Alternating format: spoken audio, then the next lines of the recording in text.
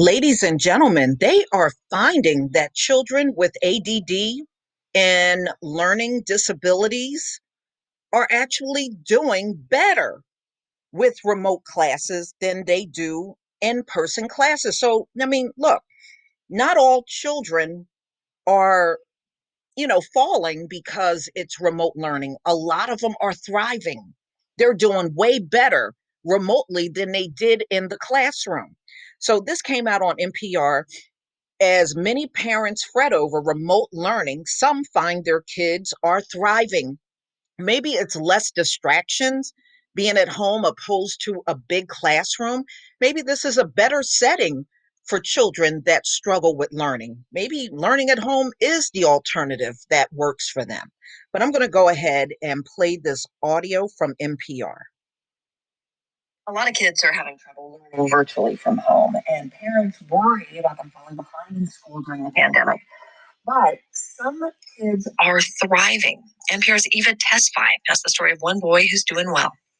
11-year-old Bobby is so into the Loch Ness Monster, he wrote a book about it for a class project.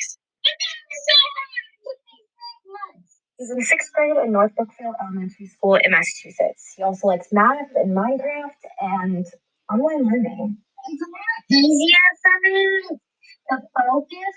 I can be in my room and feel a lot more comfortable doing stuff in my room. I'm not saying the family names of the children in this piece to protect their privacy.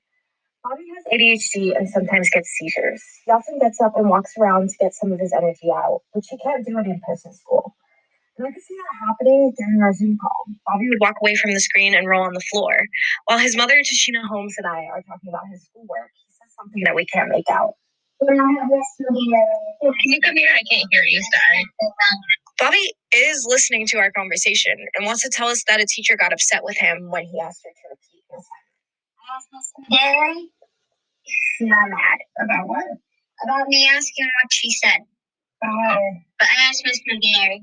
Bobby's mother says another example of why he doesn't thrive in traditional schooling is that he forgets things.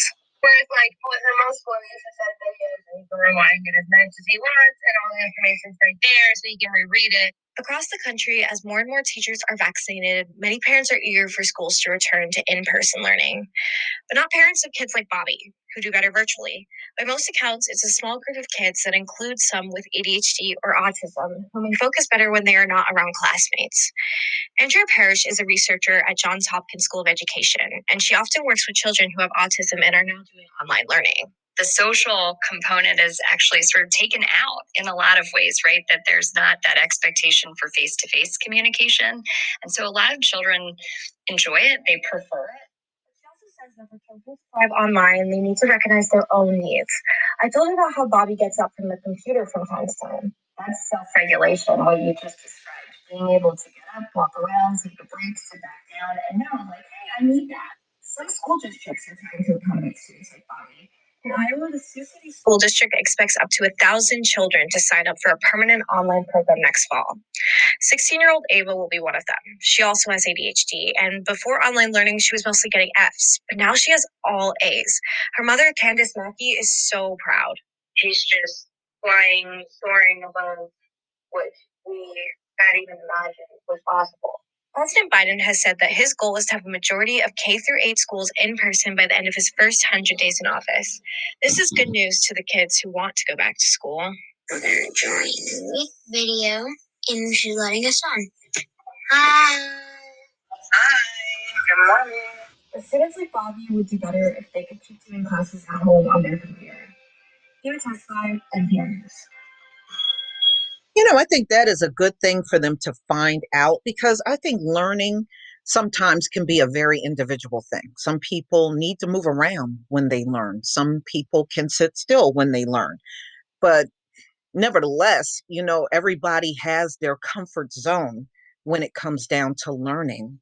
Now, I'm not surprised, you know, and it's a shame they didn't test this out years ago to see maybe if you took students with learning disabilities and gave them a virtual class to see how much of a difference it would make. But America always half-ass everything. So I'm not surprised that they're just finding out that many of these students that have, ADHD or some type of learning disability, they are thriving being at home. You know, maybe that's what they need. Maybe they need to learn in an environment that's comfortable to them.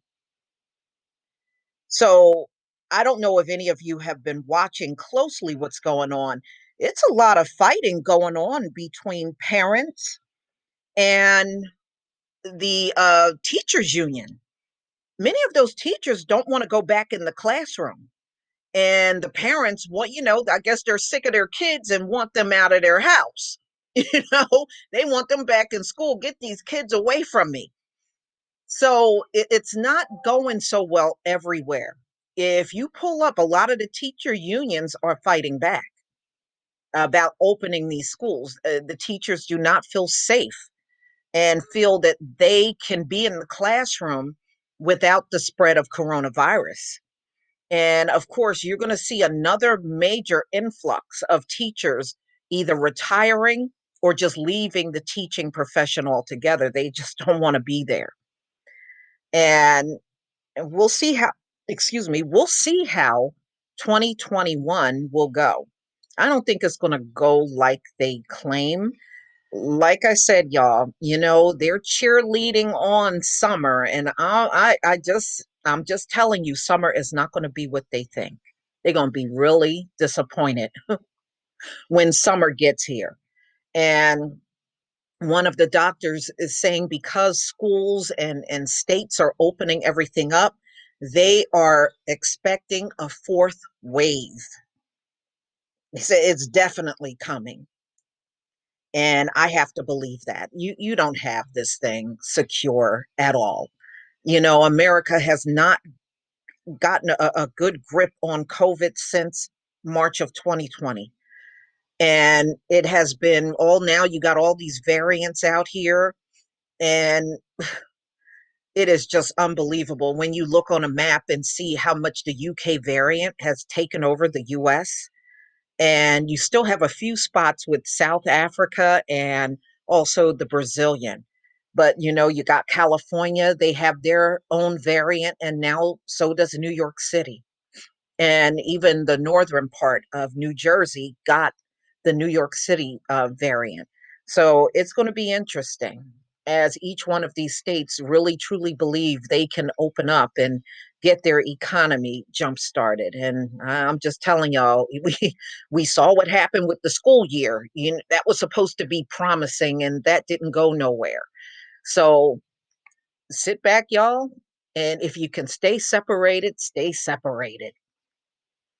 Please leave your comment and subscribe. Don't forget to hit on the notification bell, and I'll see you on the next video.